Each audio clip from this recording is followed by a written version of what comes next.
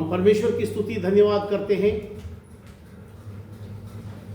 रविवार की आराधना में यानी संडे वर्शिप, आत्मा से आराधना करने की और सच्चाई से आराधना करने की नया नियम के अंदर प्रभु यीशु मसीह ने ये महान आज्ञा दिया, the great commission by the Lord Jesus Christ. सारी दुनिया के परमेश्वर के भक्तों को, परमेश्वर की कलीसिया के लोगों को ये मालूम है कि सत्य आराधना परमेश्वर को कबूल है। God accepted the truth worship and spiritual worship. परमेश्वर आदेश देते हैं, आज्ञा देते हैं। परमेश्वर को चाहिए, परमेश्वर ढूंढता है, परमेश्वर परखते हैं वह लोग कौन है जो आत्मा से आराधना करने वाले, वो कौन लोग हैं जो सच्चाई से आराधना करने वाले। परमेश्वर स्वयं ही सर्चिंग हिमसेल्फ, वो खुद ढूंढता है। तो इसलिए जब हम आराधना करने के लिए आते हैं, हम उस आराधना उस तरह से करना चाहिए जिस तरह का आराधना परमेश्वर कबूल करता है। हम परमेश्वर को धन्यवाद देते हैं। आज की संदेश में हम ये पढ़ते हैं लूका रचित सुसमाचार उसकी 21वां अध्याय, the book of Luke chapter 21 words हम पढ़ते हैं। फिर उसने, लूक चैप्टर 21 1 से लेके, फिर उसने आंख उठाकर धनवानों को अपना अपना दान भंडार में डालते देखा। उसने एक कंगाल विधवा को भी उसमें 2 दमड़ियां डाल के देखा। तब उसने कहा, मैं तुमसे सच कहता हूं कि इस कंगाल विधवा ने सबसे बढ़कर डाला है, क्योंकि उन सब ने अपनी अपनी बढ़ती में से दान में कुछ डाला है, परंतु इसने अपनी घटी में से अपनी सारी जीविका डाल दी है। प्रभु यीशु मसीह बोलते अपनी घटी में से, यानी कि विधवा का मतलब है, सबसे पहले हम ये जानते हैं, विधवा का मतलब बेसहारा, राइट ब्रदर? विधवा का मतलब पति मर गया, कोई सहारा नहीं है। हिंदी में ऐसा बोल सकते हैं, लाचार है, कोई देंगे तो जिएंगे, कोई खिलाएंगे तो खाएंगे। पर उसने आराधना मंदिर में आया, शी अटेंडिंग द वर्शिप, परमेश्वर की आराधना उसने अटेंड किया है, परमेश्वर की आराधना में आया। इसका मतलब वो आराधना करने वाली व्यक्ति थी। देखिए, हम ये हमको मालूम है कि एक परिवार के अंदर एक पति और पत्नी है, और उस एक ऐसा उम्र आता है कि एक उम्र ऐसा उम्र आता है कि बुजुर्ग उम्र में अब सभी को इस शरीर को छोड़ना है, और जरूरी नहीं कि बुजुर्ग उम्र में ही छोड़ना है। मृत्यु के लिए कोई उम्र है क्या? जवाब आना मांगता, मृत्यु के लिए कोई उम्र है? Is there any age for the death? No, any time man can die. कोई भी समय में मनुष्य मर सकता है। कुछ लोग अपने लापरवाही से मरते हैं, कुछ लोग बीमार होकर मरते हैं, कुछ लोगों को परमेश्वर ले लेते हैं। God wants to take him in eternal life. परमेश्वर स्वयं वो उनको ऊपर ले लेते हैं कि तुम हमको वहां की जरूरत है, क्योंकि यहां तुम्हारा काम अभी पूरा हो गया है। इसलिए प्रियजनों, आराधना मंदिर में या परमेश्वर के पास in the temple of worship time से इसलिए आते हैं, इस दुनिया को एक दिन हमको छोड़ना है। छोड़ने के बाद और कोई जिंदगी है हमारे लिए। इस दुनिया को छोड़ने के बाद क्या है? एक और जिंदगी है। वो जिंदगी क्या है? पवित्र बाइबल में लिखा है कि उस जिंदगी को, उस जीवन बिताने की उसको नाम दिया है, टाइटल दिया है, वो अनंत काल के जीवन जिसकी कोई अंत नहीं है। There is no any ending, that is meaning eternal life. उसमें जाना है। This life is a limited life, right? सुनते हैं बच्चे लोग? This life is upon earth, this life is limited life. इसकी ये कोई सीमित है, इसकी कोई नियम है। सीमा मतलब कोई बॉर्डर। इस जिंदगी का कोई तत्काल है, ऐसा बोल सकते हैं। उस गाना में हम लोग गाते हैं परमेश्वर की, सभी लोग गाइए। सियोन देश हमारा है देश, रहते हैं हम परदेश, जाएंगे हम अपना देश।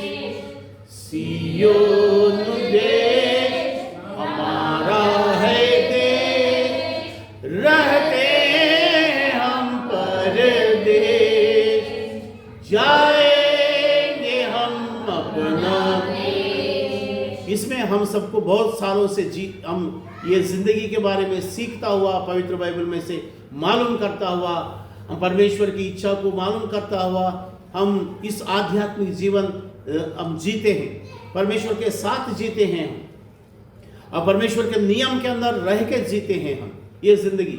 फिर भी एक दिन क्या होगा, इस दुनिया को हमको क्या करना होगा। इसलिए ये इसका कोई थोड़ा समय तक ही है। हम गाना में या वचन में, इस वचन को ही गाना बनाया है, उसमें ये गाते हैं हम अपना देश के लिए जाइए, परदेश है थोड़ा दिन। इसलिए परदेश मतलब ये अदर कंट्रीज, ये अदर लैंड, अदर लाइफ। स्वयं परमेश्वर जो देता है वो हमारे लिए वहां तय किया है। यीशु मसीह प्रभु बोलते हैं कि तुम्हारे लिए मैंने ऐसा रहने के लिए ऐसा जगह बना के वहां रखूंगा जो हमेशा तुम हमारे साथ रहेंगे। हाँ, जब हम आएंगे और तुमको लेके जाएंगे। पर एक वचन इसमें हमको ध्यान देना होगा, यीशु मसीह दोबारा इस धरती के ऊपर नहीं आएंगे। Be careful that we have to understand according to the holy Bible scriptures. इस धरती के ऊपर परमेश्वर या प्रभु यीशु मसीह धरती के ऊपर पैर नहीं रखेंगे। थेसलोनियों की किताब ये बताता है कि यीशु मसीह प्रभु आएंगे, he will come second time, but वो बादलों में आएंगे, upon the clouds. He will stay upon the clouds with the angels, uncountable angels. उस स्वर्गदूतों का हम गिन नहीं सकते हैं, इतना यीशु मसीह प्रभु के साथ आएंगे बेहिसाब। हम मनुष्य की वश में नहीं रहेंगे। वो कितना स्वर्गदूत यीशु मसीह प्रभु के साथ आता है। क्यों आता है यीशु मसीह प्रभु इतना स्वर्गदूतों को लेके? पवित्र बाइबल बताता है प्रभु यीशु मसीह इतना स्वर्गदूतों को साथ में लेके आते हैं। क्यों? That is the reason is the Yeshu Masih प्रभु अपने देह, अपने शरीर, अपनी जिस कलीसिया का वो मस्तक है, जिस देह का वो सिर है, वो मस्तक है, उस कलीसिया को वो ले जाने के लिए आता है। वचन में लिखा है कि दुनिया की चारों बाजू में, पूर्व, पश्चिम, उत्तर, दक्षिण, सारी सृष्टि की चारों बाजू में वो स्वर्गदूत जो है जाएंगे और अपना अपना वो कलीसिया जो यीशु मसीह प्रभु का कलीसिया है, यीशु मसीह प्रभु का कलीसिया को ही यीशु मसीह प्रभु लेके जाएंगे। इस बात को हम ठोक के बता सकते हैं। पवित्र बाइबल का वचन हमें सिखाती है। This is the evidence of the holy Bible scriptures.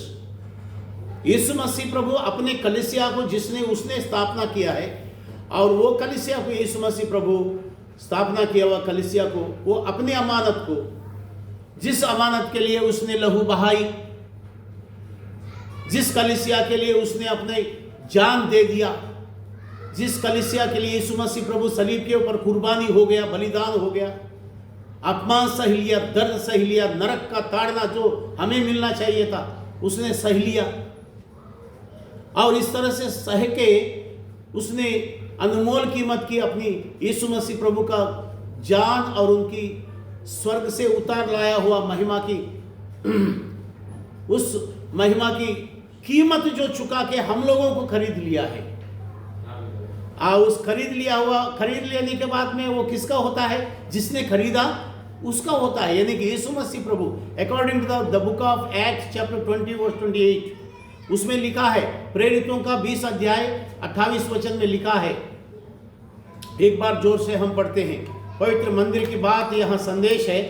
Yeshu Masih प्रभु उस मंदिर में, आराधना मंदिर में हाजिर था, है भी बोल सकते हैं, क्योंकि अभी भी रहता है प्रभु। एक बार हम प्रभु को धन्यवाद देते हैं, क्योंकि प्रभु यीशु मसीह अभी भी अपनी कलीसिया के साथ में, उस समय शरीर से था, अब इस समय यीशु मसीह प्रभु की उनकी रेजरेक्शन के बाद में आत्मा से अपनी कलीसिया में रहते हैं प्रभु, क्योंकि उसने वादा किया है, जहां कहीं मेरे नाम से 2 या 3 व्यक्ति एकत्रित हो जाते हैं, उनके बीच में मैं रहूंगा। यीशु मसीह प्रभु वो रहूंगा बोला तो रहेगा वो। He is not human. He is not human. वो इस दुनिया की हमारे शरीर के जैसा नहीं है, या मनुष्य मात्र नहीं है कि वो बोलेंगे फिर नहीं करेंगे। बहुत से इंसान बोलते लेकिन बाद में वो करते नहीं है। यार नहीं हुआ यार, क्या करेंगे, ऐसा बोलता है, उड़ा देते बात। लेकिन परमेश्वर बातों को उड़ाने वाला है क्या? नहीं, वो बोलता है तो वो करता है। वो हम विश्वास करते हैं उन बातों को, इसलिए हम विश्वासी लोग हैं, इसलिए हम आराधना करते हैं उस प्रभु की। क्या लिखता है प्रेरितों की 20 अध्याय 28 वचन में? क्या लिखता है? प्रभु के वचन जोर से पढ़ते हैं। इसलिए अपने और पूरे झुंड की चौकसी करो, जिसमें पवित्र आत्मा, इसलिए अपने झुंड की, अपनी और पूरे झुंड की बात ध्यान देने की, यहाँ अपनी यानी तुम्हारा खुद की, तुम्हारी और सारी झुंड की, यानी कि जो कांग्रेगेशन है, जो झुंड यानी कि गैदरिंग, इंग्लिश में झुंड यानी कि गैदरिंग, यीशु मसीह प्रभु के नाम से इकट्ठा हुआ जो झुंड है, और उस झुंड को संभालने के लिए जहां तुम लोग जो एल्डर्स परमेश्वर ने ठहराया, पवित्र आत्मा परमेश्वर तुमको उसने क्या ठहराया, मतलब नियुक्त किया है आप लोगों को। कैसे नियुक्त किया है? आप जो है इस कलीसिया में कोई झूठा प्रचार हो रहा है या सच प्रचार हो रहा है, जिस तरह से कलीसिया में होना चाहिए और उस तरह से हो रहा है, या जिस तरह से नहीं होना चाहिए था वो भी हो रहा है, और जो नहीं होना चाहिए ऐसा भी होता है। यीशु मसीह प्रभु मत्ती रचित सुसमाचार की 24 अध्याय में बताया, मेरे नाम से, मैं जाने के बाद मेरे नाम से कहीं झूठ बोल के और परमेश्वर के राज्य के संदेश प्रचार करने वाले लोग आएंगे। इसलिए आपको क्या करना है? अपने आप को भी संभालना है। रीड, वहां से पढ़िएगा एलिएजर। इसलिए नहीं, 28 वचन। फिर अभी तक क्या करते हैं आप? प्रेरितों की 20वां अध्याय का 28 वचन में ये लिखता है, इसलिए अपनी और पूरे झुंड की चौकसी करो, जिसमें पवित्र आत्मा ने तुम्हें अध्यक्ष ठहराया है, कि तुम परमेश्वर की कलीसिया की रखवाली करो, जिससे उसने अपने लहू से मोल लिया है।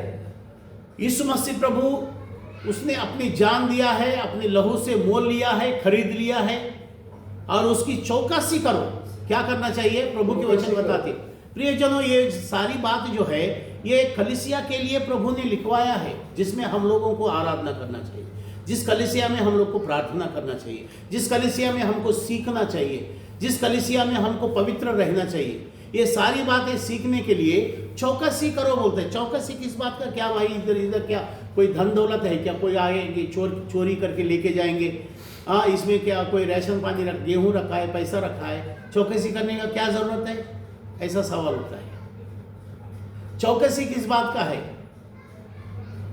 चौकसी इस बात का है, बड़ी सीरियस के साथ ये बताना चाहिए। चौकसी इसलिए करना चाहिए कि यहाँ पवित्र प्रभु यीशु मसीह की उनकी उसने खरीदा हुआ कलीसिया में यीशु मसीह प्रभु को जान दे के उसने अपना अमानत बनाया है, अपनी प्रॉपर्टी बनाया है। अभी आप बताओ कौन बताया अपनी प्रॉपर्टी? कौन बनाया अपनी प्रॉपर्टी? यीशु क्रिस्त प्रभु ने बनाया। तुम्हारे हमारी सारी मनुष्यों के लिए नरक की ताड़ना जो परमेश्वर ने ठहराया है, वो नरक की ताड़ना हमको जो वो ताड़ना उठाना चाहिए था, वो नरक की ताड़ना हमको भुगतनी चाहिए था, जो हम सह नहीं सकता है, हम बर्दाश्त नहीं कर सकता है। हमारे ऊपर उसने तरस खाते हैं, हमको प्यार करते हैं, इसलिए उसने अपने ऊपर उसने ले लिया है वो सज़ा।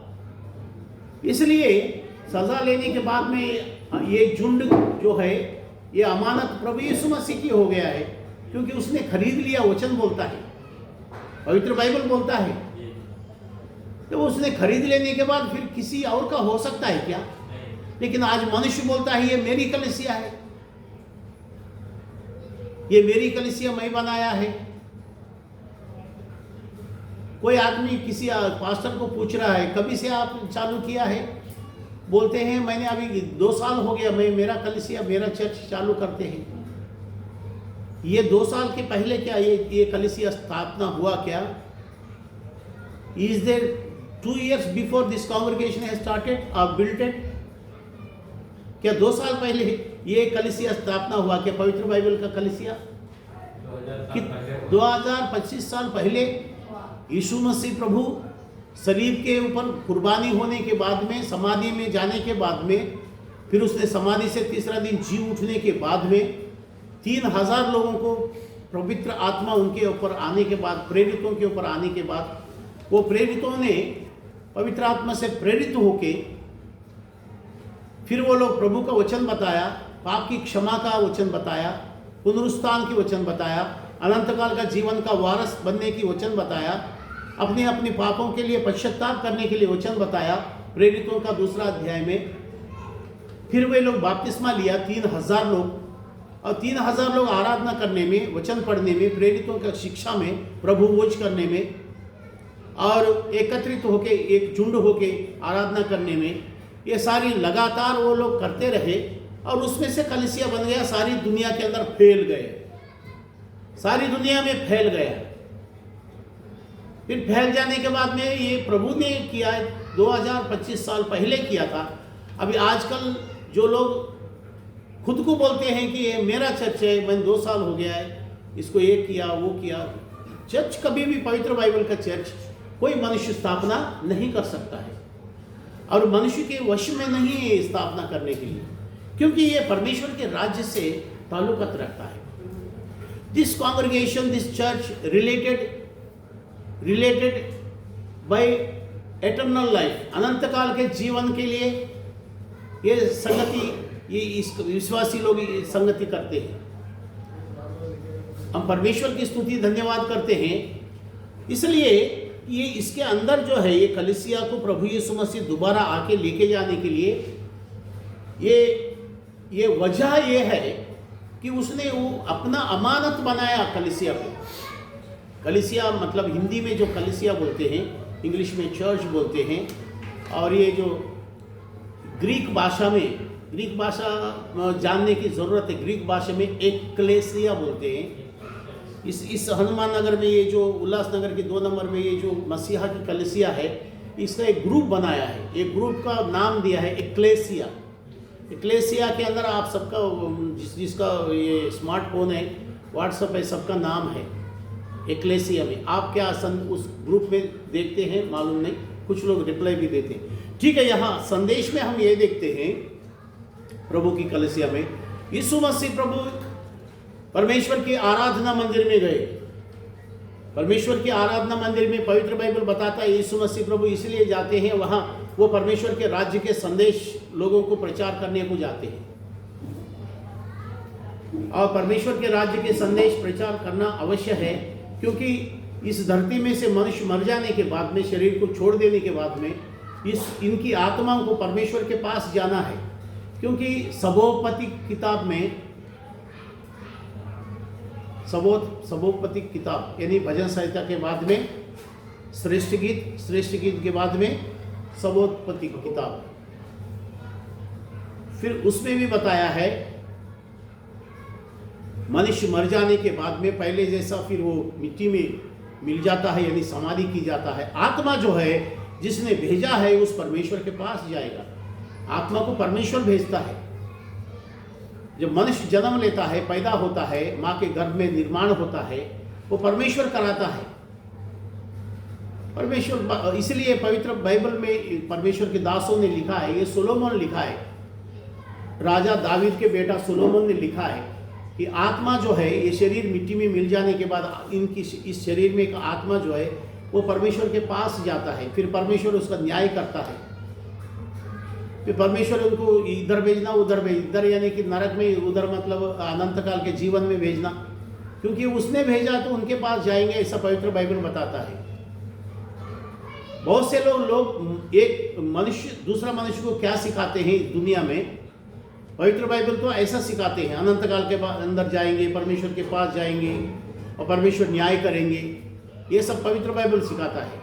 और दुनिया के अंदर कुछ रीति रिवाज के लोग क्या बोलते हैं, अरे ये जन्म में तुम तो मनुष्य में आया है, लेकिन अगले जन्म में तुम कुत्ते बन के जिएंगे, बंदर बन के जिएंगे, या तो तुम अच्छा काम करेंगे, सत्कार्य करेंगे, फिर वापस तुमको स्वर्गदूत बन के जिएंगे।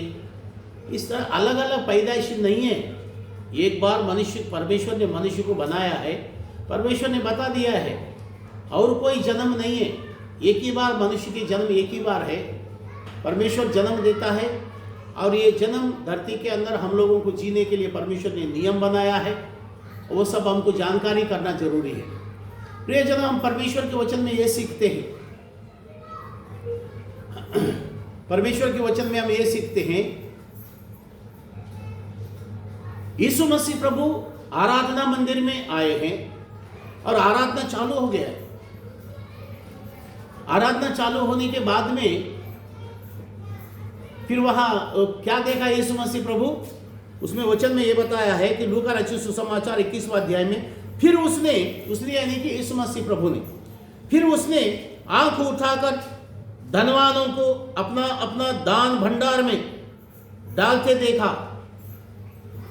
प्रभु यीशु मसीह दान को दान भंडार में डालते क्या किया उसने? देखा। मतलब वो हमेशा मनुष्य को देखने वाला परमेश्वर है। तुम क्या करता है क्या नहीं करता है वो देखता है।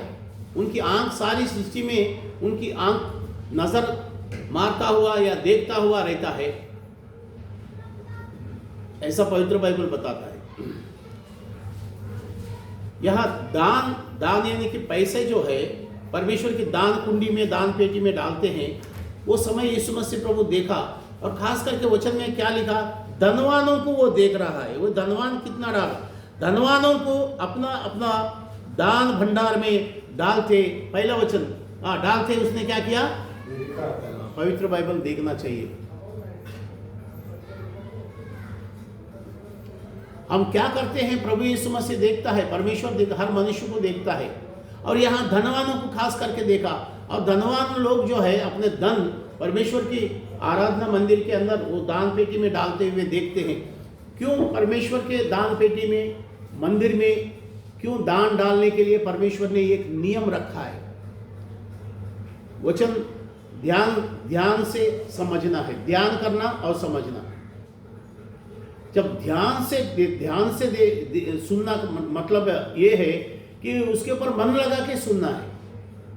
कोई ऐसा शक्ल रहता है, उसकी मन अलग जगह में रहता है। वैसे इंग्लिश में एक कहावत है ना, क्या बोलते हैं, बॉडी प्रेजेंट माइंड, यानी कि इनकी जो माइंड, जो दिमाग जो है वहाँ उपस्थित नहीं रहता है, खाली आदमी बैठा हुआ रहता है, बॉडी प्रेजेंट रहता है। इसलिए प्रभु यीशु मसीह हम लोगों को बताता है, उसने बराबर देखा। देखने के बाद क्या उसने देखा कि धनवान लोग जो है अपना धन में से, वचन में सेकंड वर्ड बताता है, दूसरा वचन बताता, उसने एक कंगाल विधवा को भी उसमें दो दमड़ियां डालते देखा। तब उसने कहा, मैं तुमसे सच कहता हूँ कि इस कंगाल विधवा ने सबसे बढ़कर डाला है। बस तीसरा वचन बताता है विधवा है, लेकिन वो क्या हालत उनका बता रहे, क्या हालत है उनका। हाँ, इसमें लिखा है, आपकी पवित्र बाइबल आपके हाथ में है।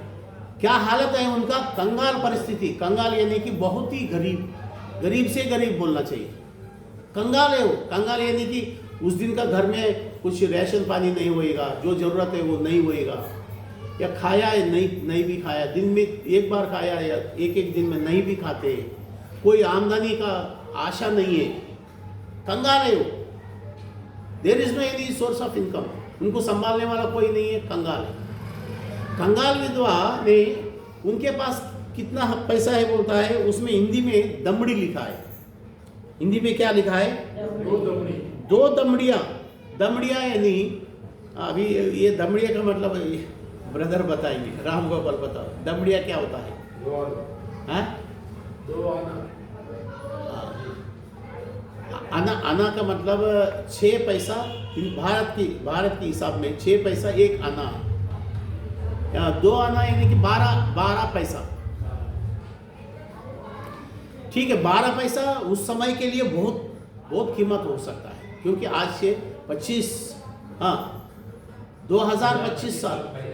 2025 साल पहले, मामूली दिन है क्या, मामूली समय है। 2025 साल कितना हो, उस समय में ये 2 दमड़ी यानी कि 12 पैसा, हमारा हिंदुस्तान की गिनती के हिसाब से ये 12 पैसा है।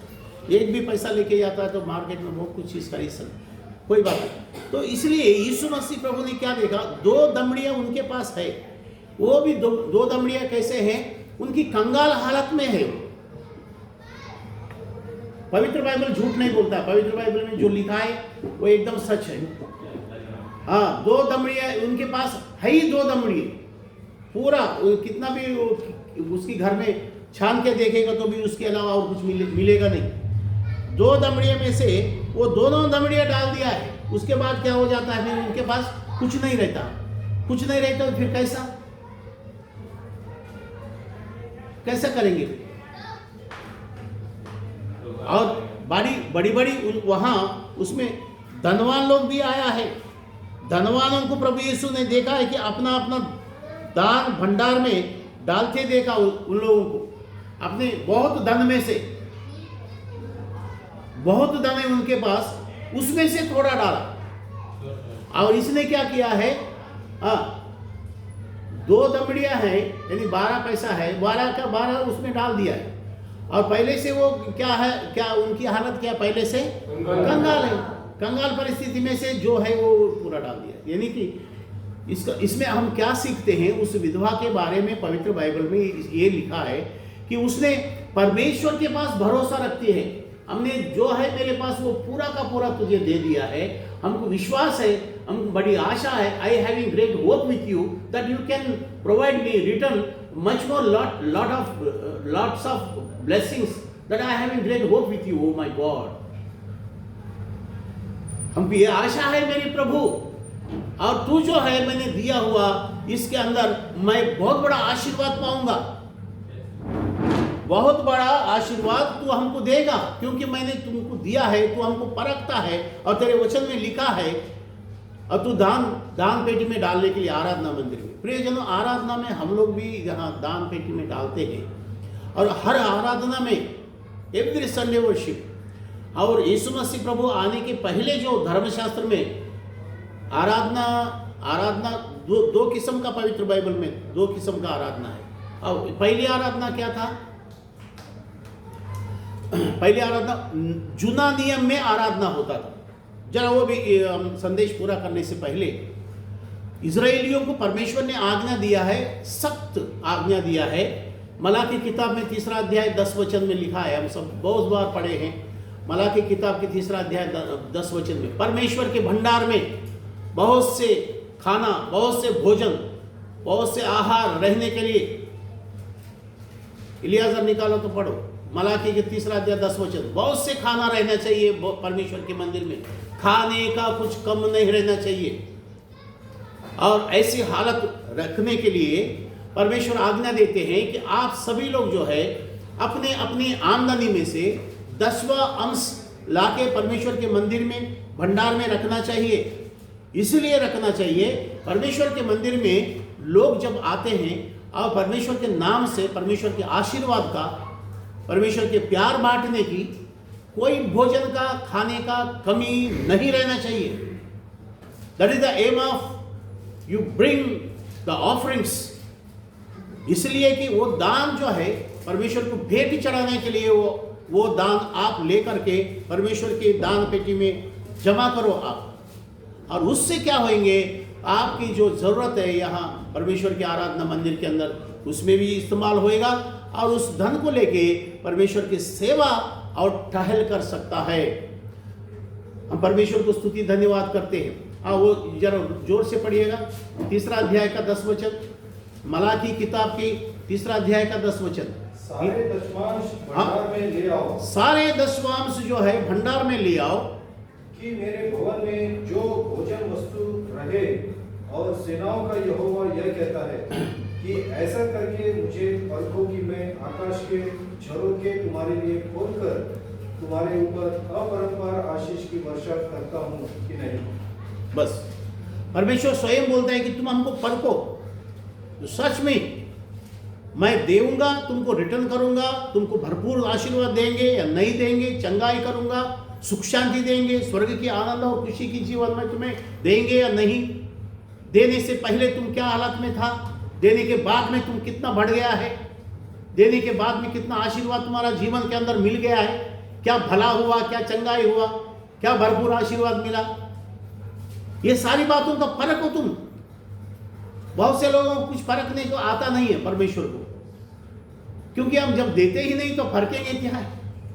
प्रियजनों, परमेश्वर की आज्ञा है, ये सख्त आज्ञा है, स्ट्रिक्टली वार्निंग, स्ट्रिक्टली कमांडिंग। परमेश्वर ये किसको बोलते हैं? इजराइल की घराने के लोगों को बोलते हैं। मेरे भंडार में लेके आओ, मंदिर के, परमेश्वर के भवन बोलते हैं, उसमें भवन लिखा है, द टेम्पल ऑफ वर्शिप, उसमें लाना है, उसमें भरपूर रखना है, उससे सेवा टहल होएंगे। इसमें एक बार ऐसा हुआ, जरा ध्यान से सुनिए। एक बिल्डिंग बांध रहा था, वो सोसाइटी बिल्डिंग बांधते हैं ना।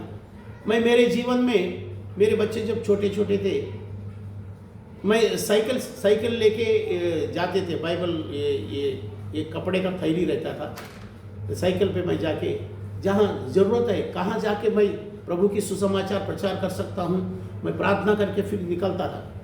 और कहाँ जाना मुझे मालूम नहीं, लेकिन मैं जा रहा, प्रभु मैं जा रहा हूँ तेरे वचन बोलने के लिए, सुसमाचार प्रचार करना है, हफ्ता भर के प्रचार करके फिर ये आराधना में रविवार को आराधना करना है। उस तरह से शुरू हुआ, परमेश्वर ने शुरू कराया था 1982 से up to today 40 years is over.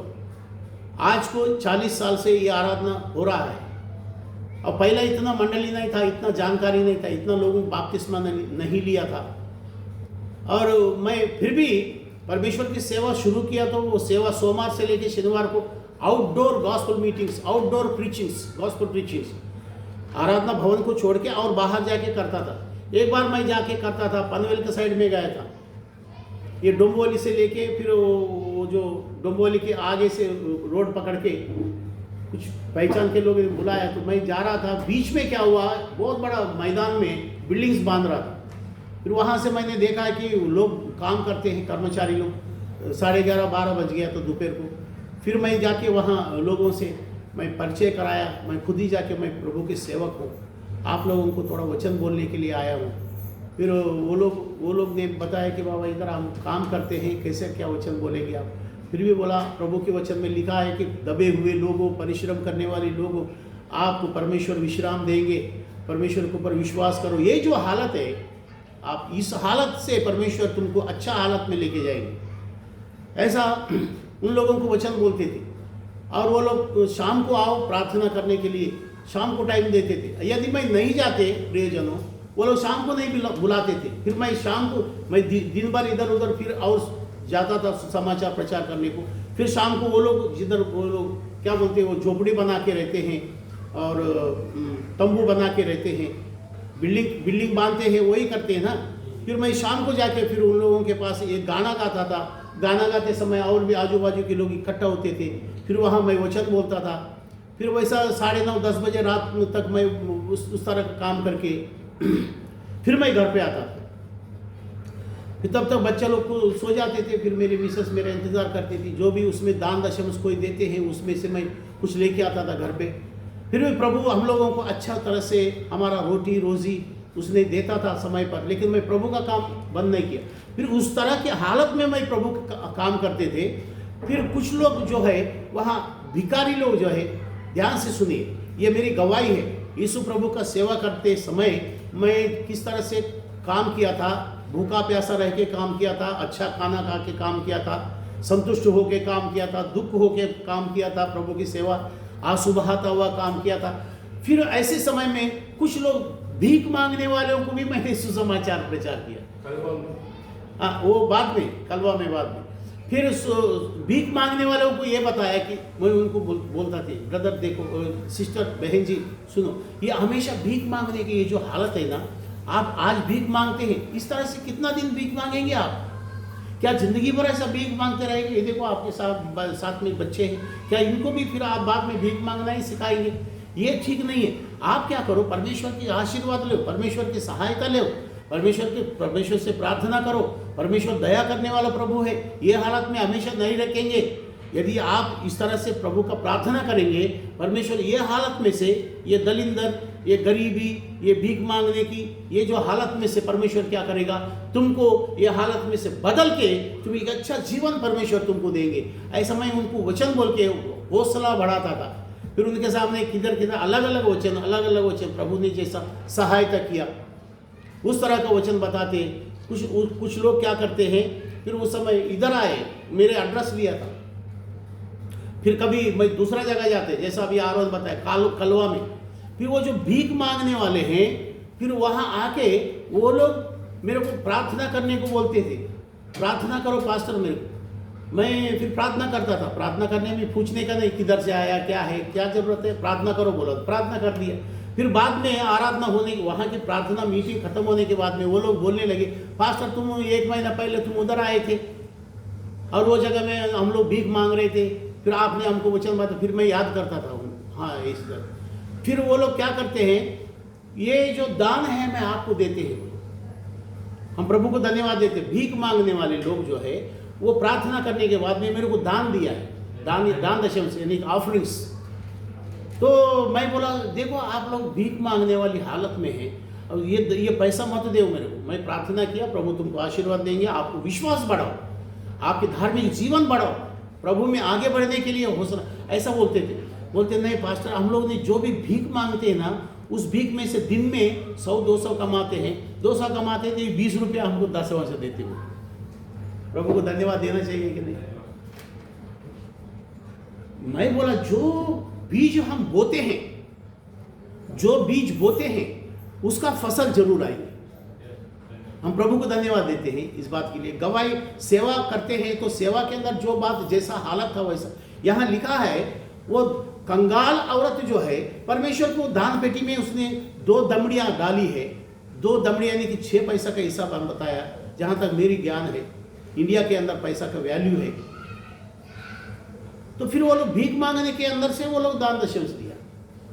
फिर मेरे किसी पास्टर ने वो हालत जो है देख के, कोई और बताए होंगे, मेरे को देख के मेरा बदनामी करने लगे।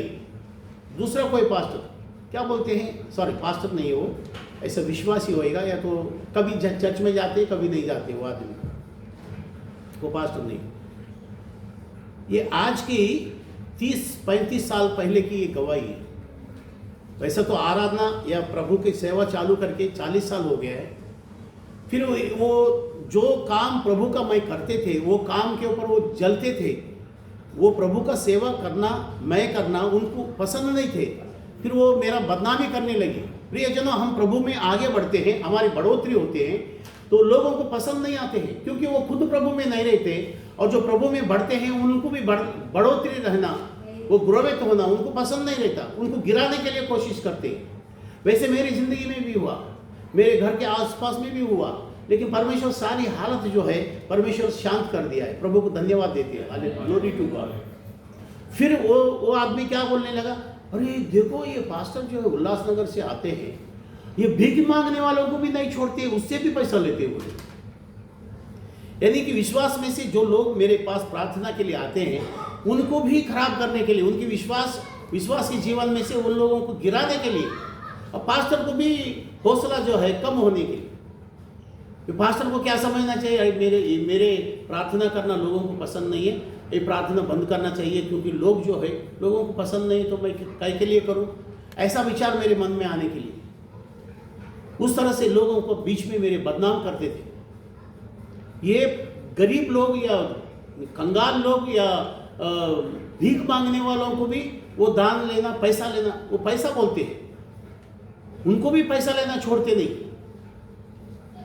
लेकिन प्रियजनों, वो पैसा यहाँ खड़ा रह के मैं बता रहा हूँ, मैं झूठ नहीं बोल रहा हूँ, या जोड़ के नहीं बोल रहा हूँ, ध्यान से सुनो सिस्टर। वो पैसा मैं तुरंत क्या करता था, मेरे पास पैसा रहता था उस समय में भी, प्रभु खाली जेब नहीं रखते, प्रभु मेरे कभी भी मेरे जेब पैसा से भरपूर रखते, आज भी पैसा से भरपूर रखते प्रभु। हालेलुया, प्रभु को धन्यवाद।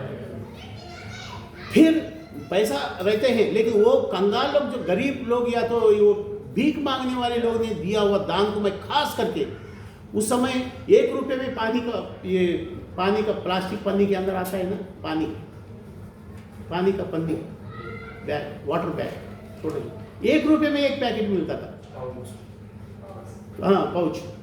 फिर मैं 2 पैकेट खरीद के, मेरे साथ में कोई बच्चे रहेंगे, 2 पैकेट खरीद के मेरे साथ में वो कभी कोई आते, और एक ब्रदर आता था मेरे साथ में, एक लड़का, कोई भी आएगा तो मैं प्यार करता था, बच्चे लोगों से बहुत प्यार करता था। कोई भी बच्चे नहीं भी पहचान रहेंगे तो प्यार करके मैं बुलाता हूँ, पास में बुला के प्यार से बात करता। फिर वो बच्चे को भी एक पन्नी देता था, बच्चे को भी वो पानी का पन्नी देते हैं, मैं भी खुद वो पानी पीते हैं। तो उन लोगों के सामने मैं पीने से क्या होता है, उनकी पैसा से एक सेवक पानी पिएंगे, वो पैसा किधर गया, सेवक के जीवन में, सेवक के प्राण में, सेवक के तबीयत में गया। तो क्या परमेश्वर उसको आशीर्वाद देगा कि नहीं देगा, आप लोग बताओ? 101% आशीर्वाद देगा, क्योंकि उसने, वो भीख मांगा हुआ लोग ने, उसने प्रभु यीशु मसीह के नाम से, पास्टर हमको प्रार्थना करो, सर झुकाते हैं, प्रार्थना करो, प्रार्थना करते थे हम, उनके अंदर विश्वास बढ़ गया। फिर कुछ दिन के बाद वो लोग ने फिर वो भीख मांगना काम छोड़ दिया।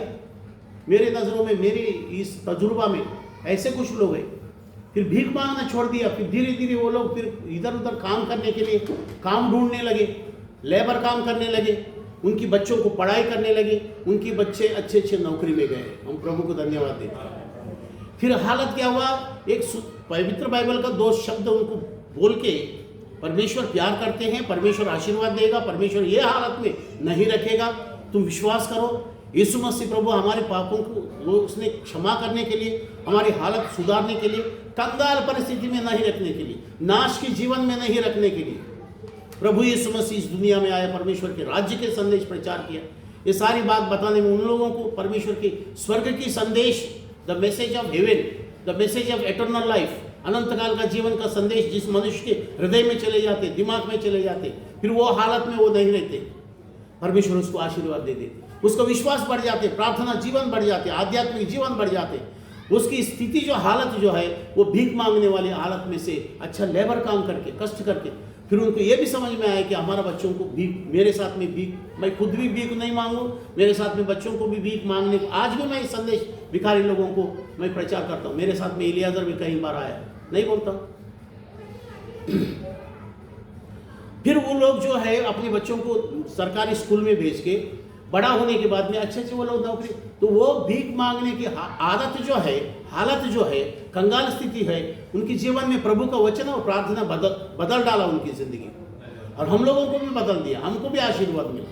प्रियजनों, देने का मतलब जो है, जब बीज बोने वाला बीज बोते हैं, मत्ती रचित सुसमाचार उसके 13वां अध्याय में लिखा है। समय को घटाते हुए हम मत्ती रचित सुसमाचार 13 अध्याय में लिखा है, आप पवित्र बाइबल में पढ़ के लीजिए। 13 अध्याय में लिखा है, बीज बोने वाला जब बीज बोने को निकलता है, उनके हाथ में बीज रहता है, टोकरी में रहता है, वो बीज हाथ में निकाल के वो क्या करते हैं, ऐसा जोर से फेंकता है, यानी कि फैलाता है, फेंकता है यानी कि वो अपनी मुट्ठी में से बाहर जाने के बाद ऐसा, हाँ, जोर से फेंकने के बाद में क्या होता है, जो फिर वो फैलता है, एक जगह में नहीं, ऐसा मतलब वो अलग अलग जगह में गिरता है। लोग जिसको समझ में नहीं आता है, बीज बोना किसको आता नहीं, तो वो बोलेंगे क्या रे बीज को फेंकता ही आदमी बोलेंगे। लेकिन ये तजुर्बा उनको मालूम नहीं कि बीज को ऐसा ही बोया जाता है। बीज बोने का आदत जो है वो उसको मालूम है जिसको वो किसान है। बीज बोने वाले, जब आज हम बीज बोते हैं उसकी फसल जो है हम काटते हैं।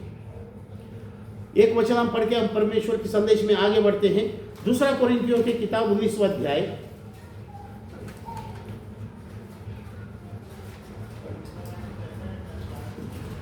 दूसरा कोरिन्थियों की किताब में 19वां अध्याय हम पढ़ते हैं।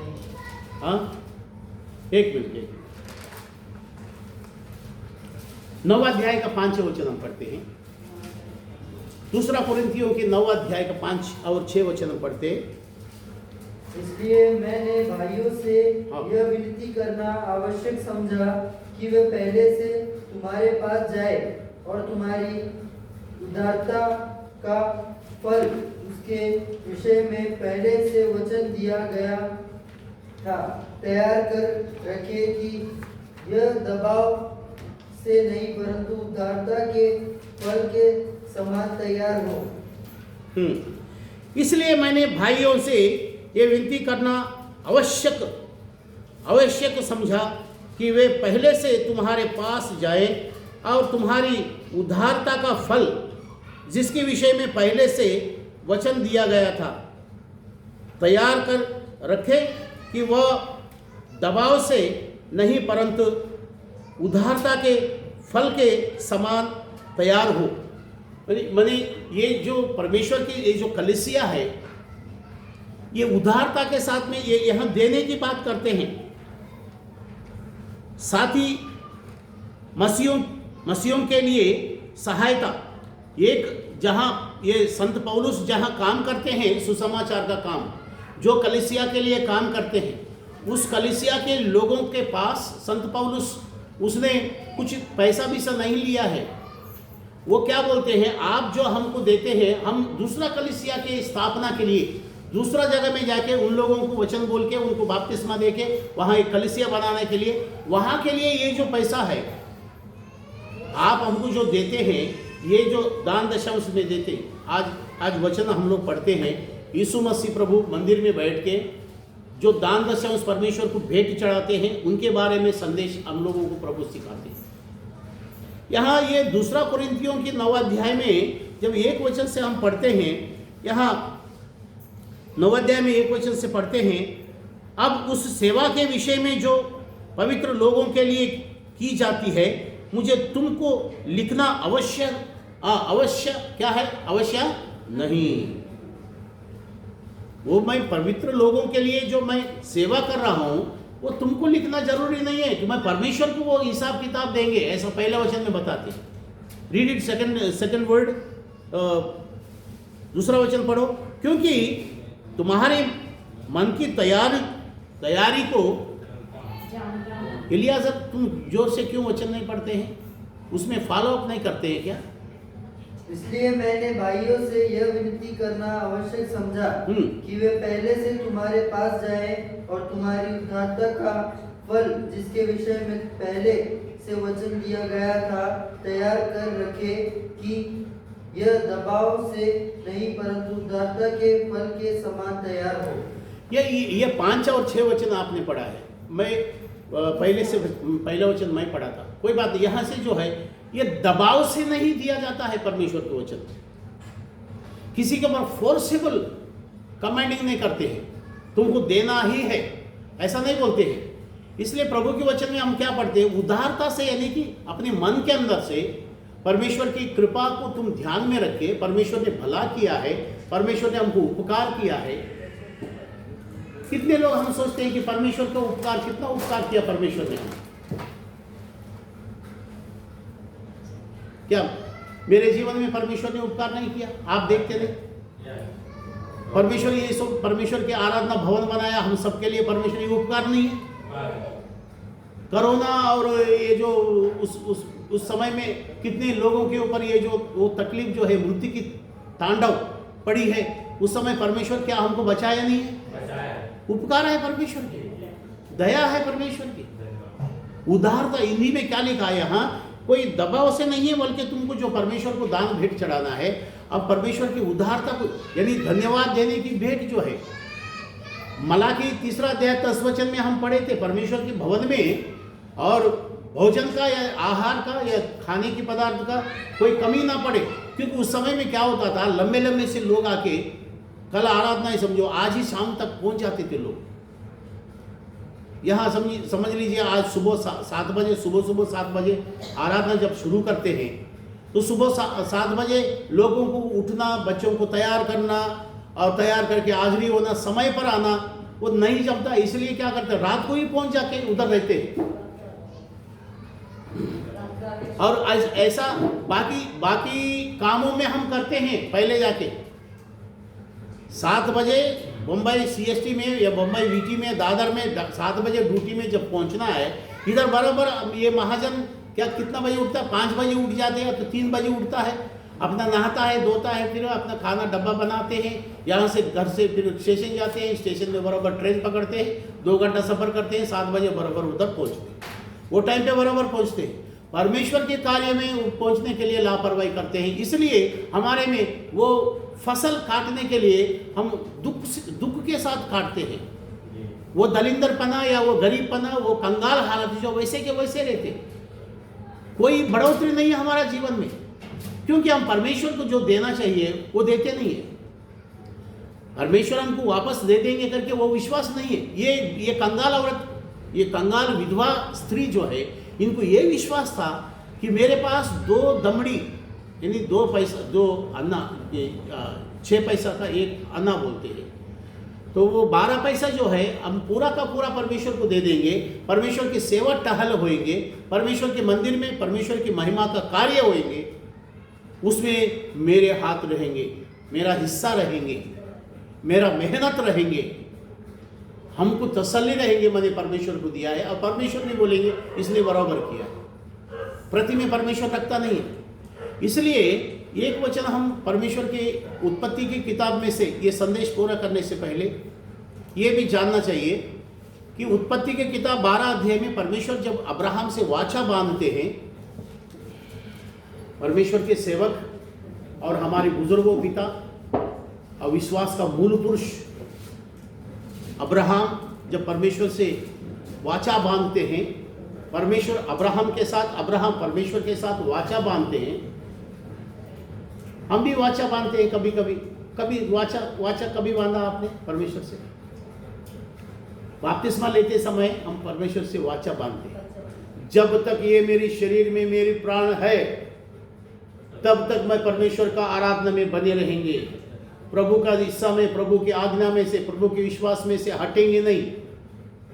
लेकिन वहाँ वाचा बांधते हैं, वहाँ परमेश्वर से प्रॉमिस करते हैं और उसके बाद भूल जाते हैं, वो वाचा भेचा हम जानते नहीं बोलते।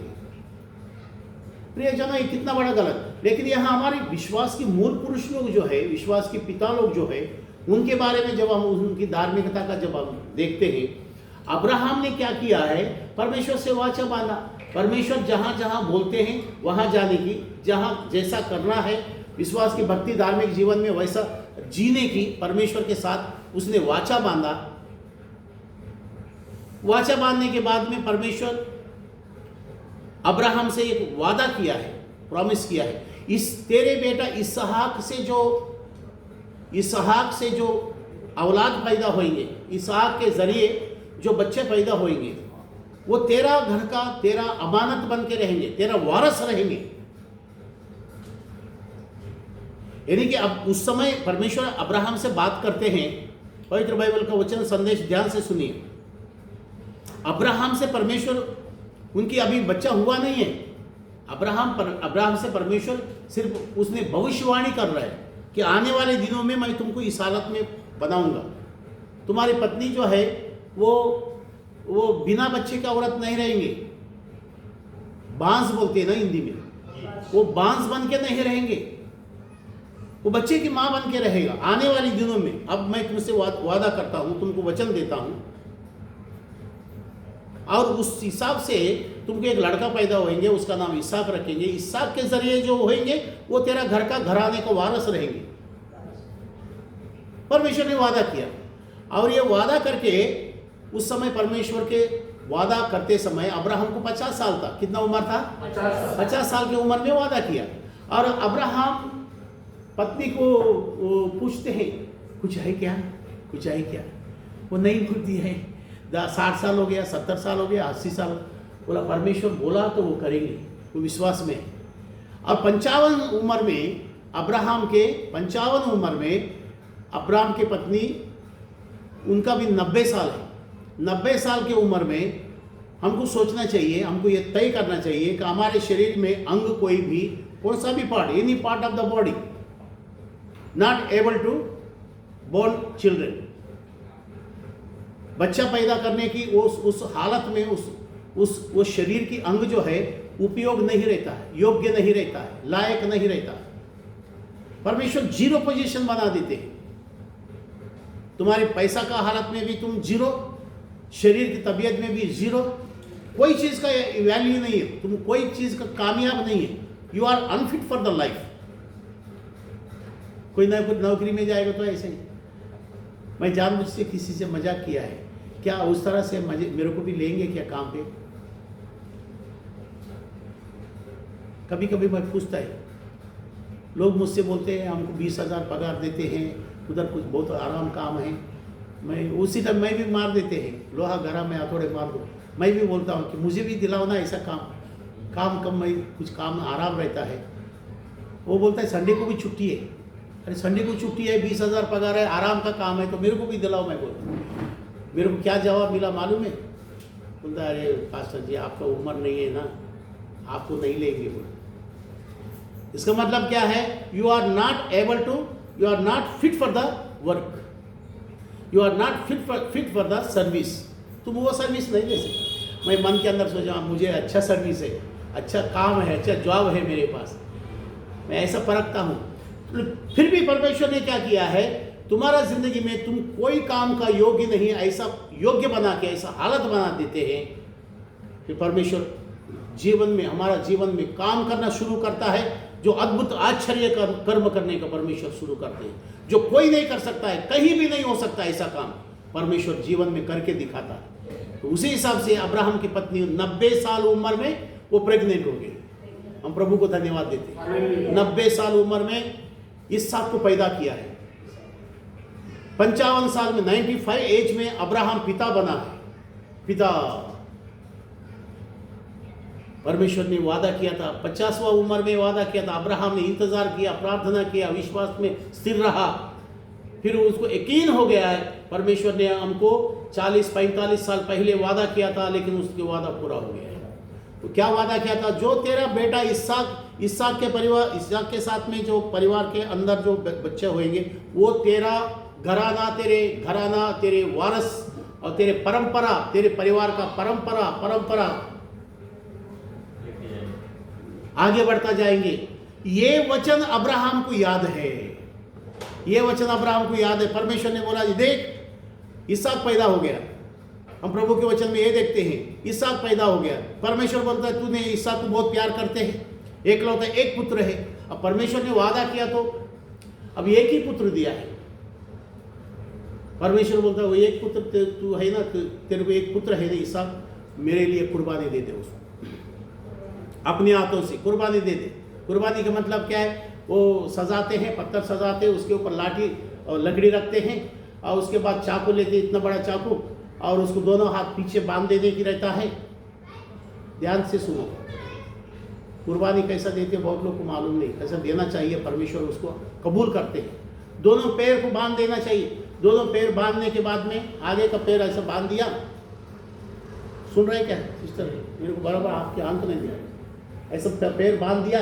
बांधने के बाद ये रस्सी को पीछे से, ये रस्सी को ले जाकर ये दोनों हाथ पीछे लेके वो पैर का रस्सी और हाथ का रस्सी दोनों फिर टाइट करके बांधना चाहिए, ताकि ये काटते समय, ये गला काटते समय, खून बहते समय ये तड़प के अपने हाथों को, पैरों का ऐसा हिलाएंगे नहीं, कभी कभी उठ के भागे भी नहीं, फिर वो कुर्बानी नहीं होएगा, वो बलिदान होएगा नहीं।